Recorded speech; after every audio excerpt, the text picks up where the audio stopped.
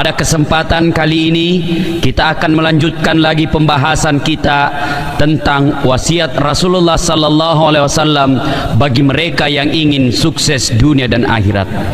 Pada wasiat yang kelima ini Rasulullah sallallahu alaihi wasallam mengamanahkan, jika ingin sukses dunia dan akhirat, wa minal laili fatahajjad bihi, yaitu bangunlah sepertiga di akhir malam untuk salat tahajud. Para pendengar yang saya muliakan, kapan dan bagaimana cara melakukan salat tahajud?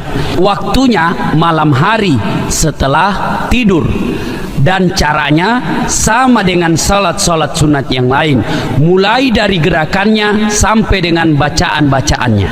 Hanya saja bedanya dengan salat sunat yang lain, salat tahajud syaratnya harus setelah tidur pada malam hari. Para pendengar yang saya muliakan, selanjutnya apa sih keutamaan salat tahajud itu? Keutamaan salat tahajud diantaranya, yang pertama, diangkat derajatnya oleh Allah Subhanahu wa Ta'ala. Saya ingin memberikan sebuah contoh. Di kantor ada pegawai yang tekun kerjanya, masuk kerja tepat waktu dan pulang kerja pun tepat waktu. Kerjaannya juga sangat bagus.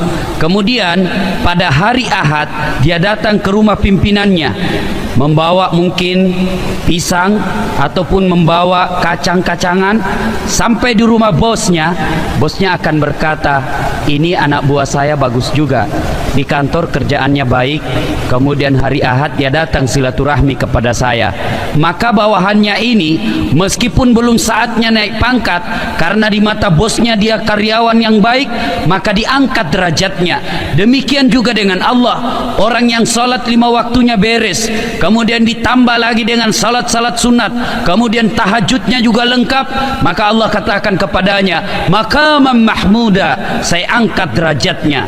Orang yang rajin salat tahajud, insya Allah akan diangkat derajatnya di sisi Allah Subhanahu wa Ta'ala. Yang kedua, keutamaan orang yang rajin salat tahajud, dikabulkan permintaannya. Dalam salah satu hadisnya Rasulullah sallallahu alaihi wasallam bersabda, barang siapa yang mendirikan salat tahajud 40 malam berturut-turut, maka dikabulkan apapun permintaannya. Di sisi lain, dalam hadis qudsi Allah katakan, apabila hambaku bangun sepertiga di akhir malam untuk menunaikan salat tahajud dan memohon kepadaku, maka aku malu tidak mengabulkan doanya sebelum fajar. Subhanallah, Allah malu tidak mengabulkan doa-doa orang yang bangun salat tahajud. Para pendengar yang saya muliakan, saya ingin memberikan contoh keutamaan salat tahajud ini dengan mengibaratkan biaya pulsa telepon. Kalau kita menelpon jam 6 pagi sampai jam 18 sore, biasanya bayarannya 125%. Kenapa? Pada waktu tersebut saluran telepon sibuk, hampir semua orang memakai teleponnya. Tetapi pada pukul 23 sampai dengan pukul 6 pagi itu diskon 75%. Kenapa didiskon? Karena saluran sepi, hampir tidak ada orang yang memakai teleponnya, makanya diberikan diskon khusus. Demikian juga dengan Allah, salat 5 waktu hampir semua orang berdoa. Pada hari Jumat hampir semua orang berdoa, mana Pak Botorok berdoa tong. Tetapi ketika salat malam jam 2 jam 3 dini hari, orang pada umumnya tidur, orang lain pada umumnya ngorok, kita bangun sepertiga di akhir malam mengadu kepada Allah, memohon kepada Allah. Pada saat-saat sulitnya itulah Allah memberikan keistimewaan pada ibadah yang kita lakukan. Para pendengar yang saya muliakan, bagi mereka yang ingin dikabulkan doa-doanya, pakailah saluran khusus, dan saluran khusus ini adalah salat tahajud.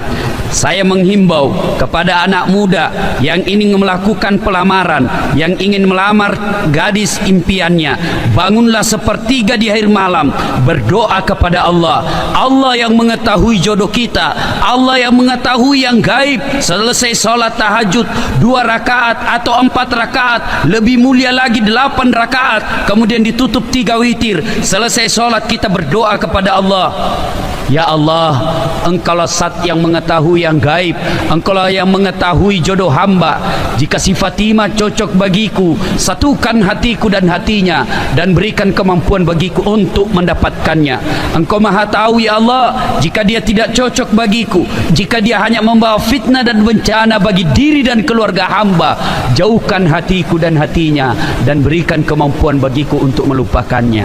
Dan yang lebih penting ya Allah, bukakan pintu hati orang tuanya supaya sedikit juang panaik na minta.